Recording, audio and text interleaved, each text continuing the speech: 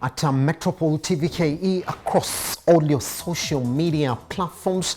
I am at Kiage Simba. Welcome to your official sector trends this morning. Just before we get into serious business, let's talk about your workplace, because indeed all of us have to be at the workplace now for us to run majority of these businesses, even if majority of us have also started working remotely. But this morning, let's talk about emotional intelligence in leadership. And joining us is Dr. Mary Mugo. I'll be talking to her shortly. But how is it important? What is it? How do you evaluate your emotional intelligence as a leader? And how do you know or understand emotional intelligence? And joining us this morning is Dr. Mary Mugo, a business author and consultant, motivational speaker, and also a lecturer in one of the leading universities in the country. Dr. Mary Mugo, how are you doing? I'm okay, Simba. How are you today? I am fantastic. I can't complain. I don't think I have a reason to complain. I'm alive today. Oh yeah, many people have gone. This corona is no joke. I hope you're masking and you're washing your hands. But we thank God we're here.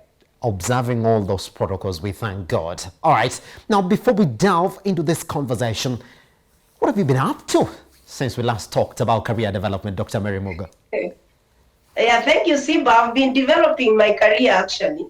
You see, what I teach is what I practice. So I'm also developing my career.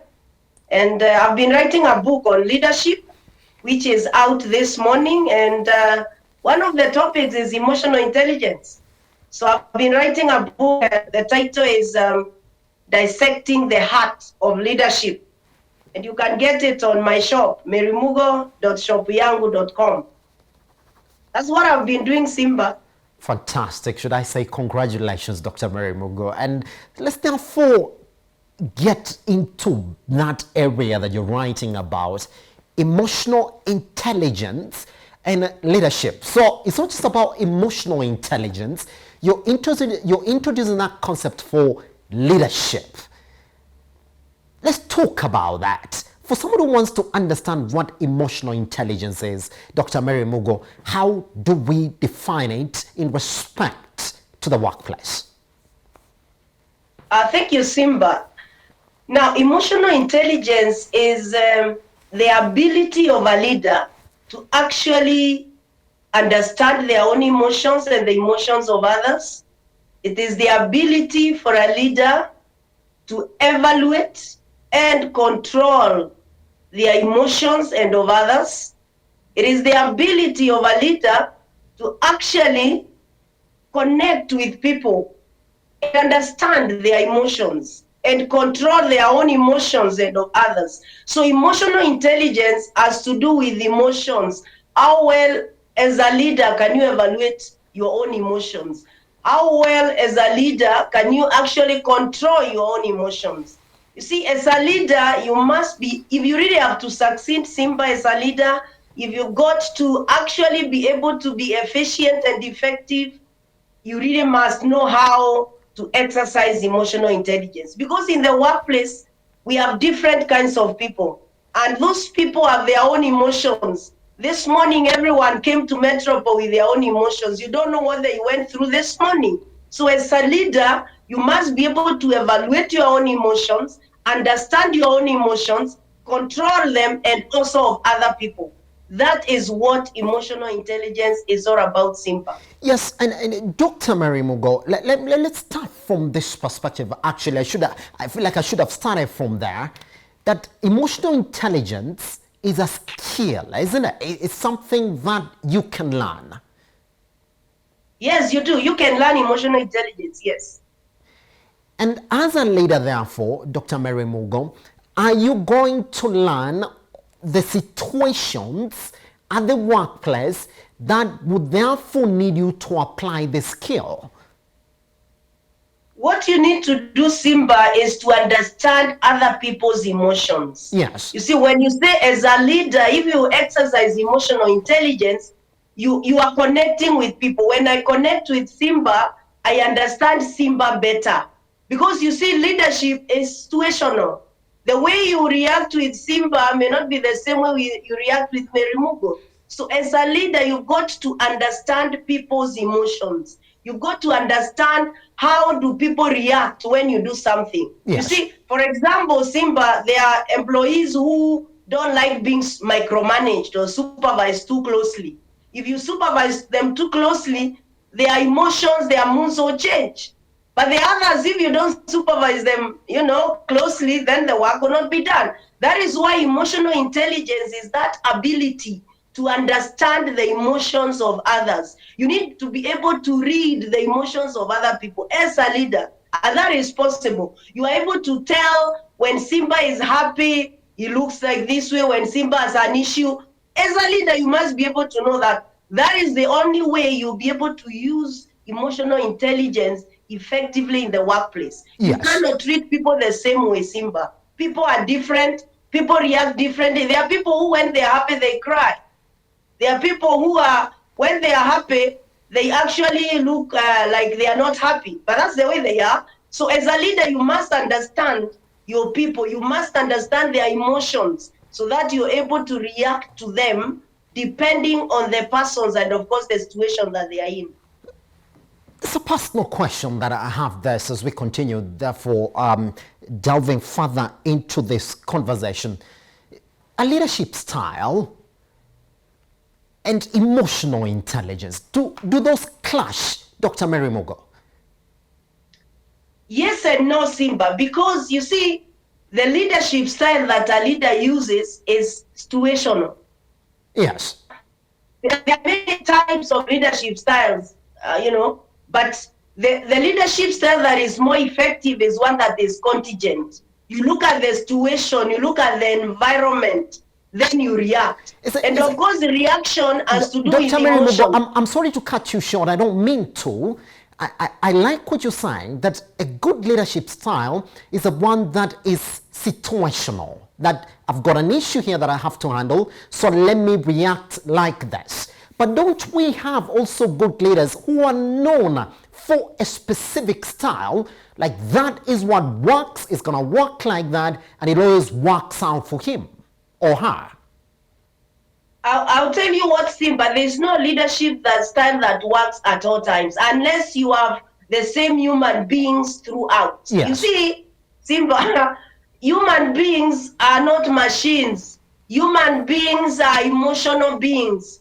You cannot, for example, say that the only leadership style that works is autocratic because people will do what I want to do. People are not machines. And by the way, they may do it because they fear being fired, but they'll be stressed. That is why, Simba, people are sick in offices. People are stressed because leaders do not understand you must be situational. We are not the same.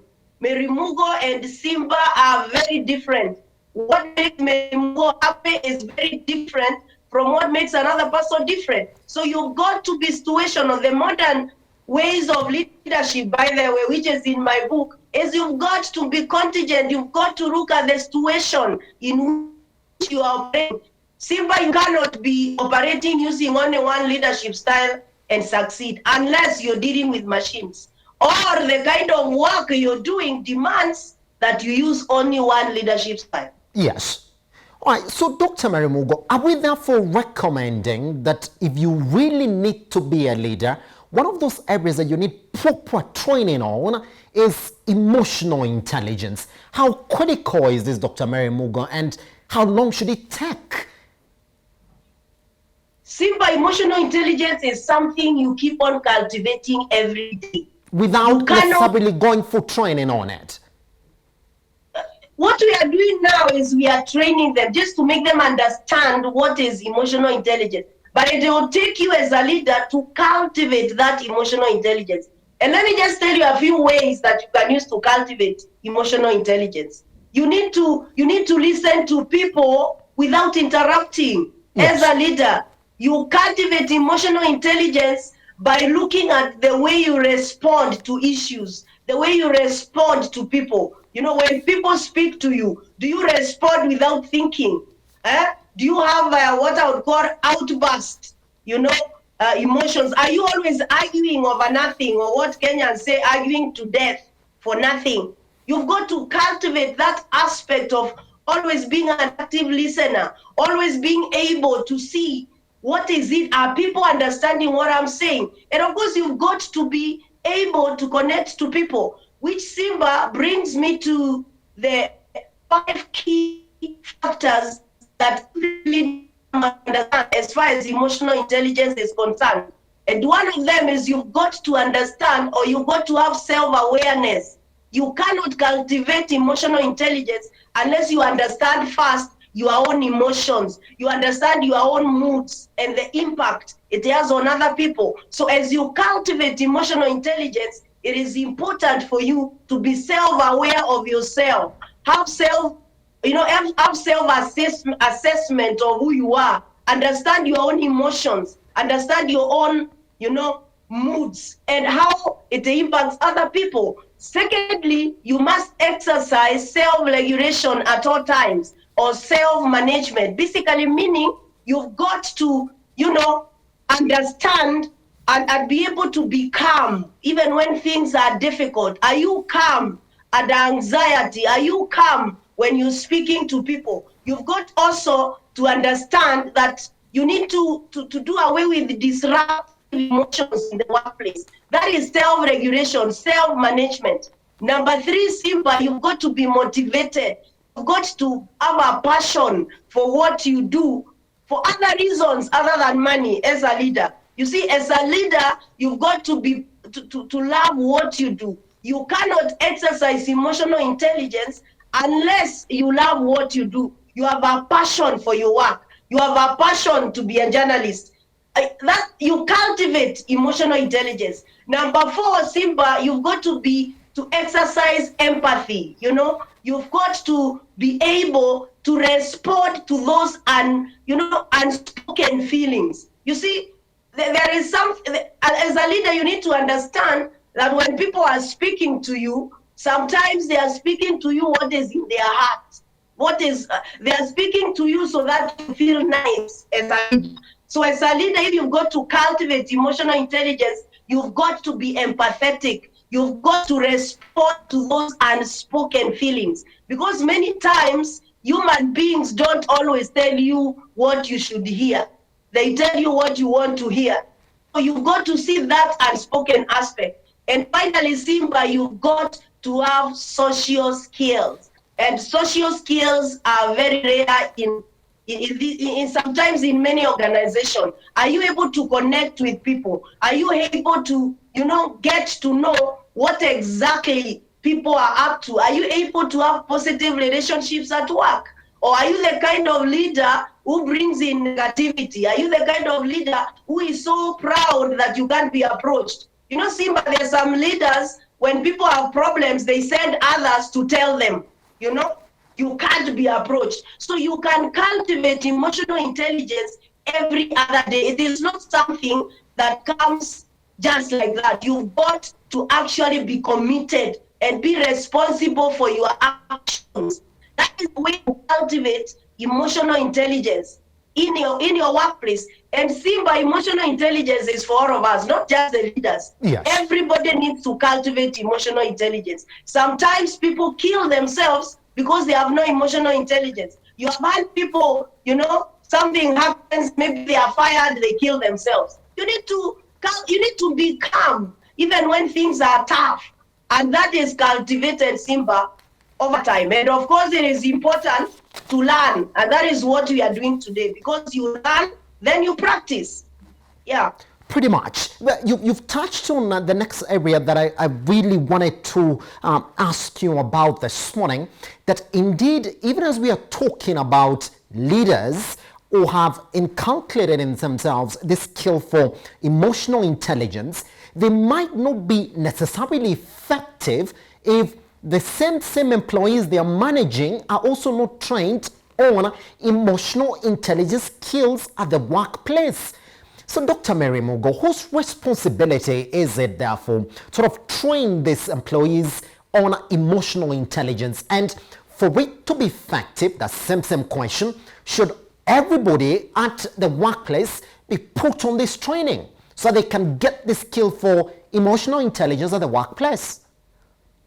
Yes, Simba, emotional intelligence is for everyone. It is of course very difficult for a leader to actually manage people who have no emotional intelligence as well. In fact, it is tough because basically what you're saying is that you're able to control your own emotions, but your employees cannot. However, Simba, as we always say, that stops at the leadership, because the leadership should be able to actually understand their own emotions and those of the employees. They should be able to manage their own emotions and those of the employees. However, as the employee also, for your own good, it is important for you to also exercise emotional intelligence. You don't have to go shouting at everyone in the office. You don't have to go, quarreling everybody in the office for nothing. Simba, you've seen employees who start a small thing and it is really becomes big just because they don't have emotional intelligence. Maybe the boss just told you something like, let us please try and come to work early. Then you're like, you people don't know there's jam. You people don't know we live so far. You pay us so low. That is lack of emotional intelligence. So even you as an employee, you must cultivate emotional intelligence. You must be calm. And Simba, tell the readers that we are ready to take their employees through this very serious topic of emotional intelligence. Because guess what, Simba? Where there's emotional intelligence in an organization, the working environment is very good. Yes. You will never hear cases of excessive stress, depression, and those kind of things. So for the sake of the company, it is always good that everyone in the organization goes through the training on emotional intelligence. Thank you, Simba. Fantastic. Now, let's talk about this. It's a very interesting question that I got from somebody over the weekend, Dr. Mary Mugo. Let's talk about it. They said, when you look at company policies and rules, that is something that majority of the times you can negotiate on. Fine. So, and then they said, a good leader is the one who makes sure that this company policy and rules are followed to the letter by the employees. Now, let's develop that question. They said majority of the times, a good leader, and I want you to confirm or deny that, is the one, a good leader is viewed in two ways. There's a good leader to the management and there's a good leader to the employees. Majority of the times, you find that it's very hard for you to please both ends, the top management and your employees. So, Dr. Mary Mugo, let's put emotional intelligence in that scenario. Who is a good leader and how do you achieve both? Make your top management happy and make your employees happy at the same time while following the strict company policy and rules. Simba, a good leader is actually, let's put it, a true leader. What is true here? A true leader is actually supposed to do work and both parties are happy. Please note that leadership is not about pleasing people. We say that if you want to please people as a leader, go and sell ice cream. Leadership is not about pleasing people. It's about influencing people to achieve the organization of to achieve the goals of the organization. Now, simple policies are good, but a good leader, and it's in my book, by the way, a good leader is supposed to ensure that the policies work for both the employees and the top management. Yes. A good leader is supposed to ensure they use their emotional intelligence. One of the use of emotional intelligence, Simba, is making rational and impartial decisions.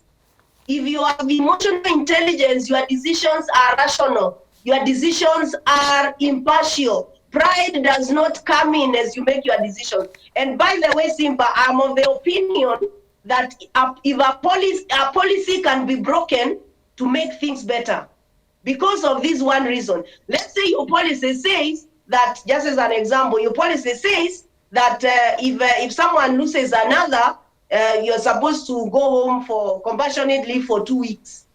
And then you realize that this employee is back after 2 weeks, and you realize they are still not in their right state. As a leader using emotional intelligence, you cannot sit and say that, oh, the policy says you can only be out for 2 weeks. As a leader, it is expected that you give that employee another 1 week. And you don't need to give them that 1 week and say, now, we've given you so 3 weeks, so you can't go for leave again. That is not leadership. That is why you must understand the emotions of other people. That is why you cannot say that as a leader, I'll please management, employees are suffering. In fact, Simba, in my book, I've said very clearly that a true leader has the courage to say no and do the right thing and speak the truth. But as you speak that truth, you need to be controlled. That's why you must control your emotions. So, Simba, policies are good, but policies cannot solve everything. That is why there is a leader. That is why, as a leader, you should know what works, what doesn't work. For example, Simba, policies say that employees should be in the office at 8, right? But we know there are employees who go to the office at 8 and they read the newspapers up to 10 or 11. Then another employee comes at 9 and they start their work, they do their work. So who is working here? Is it the policy working on the employees?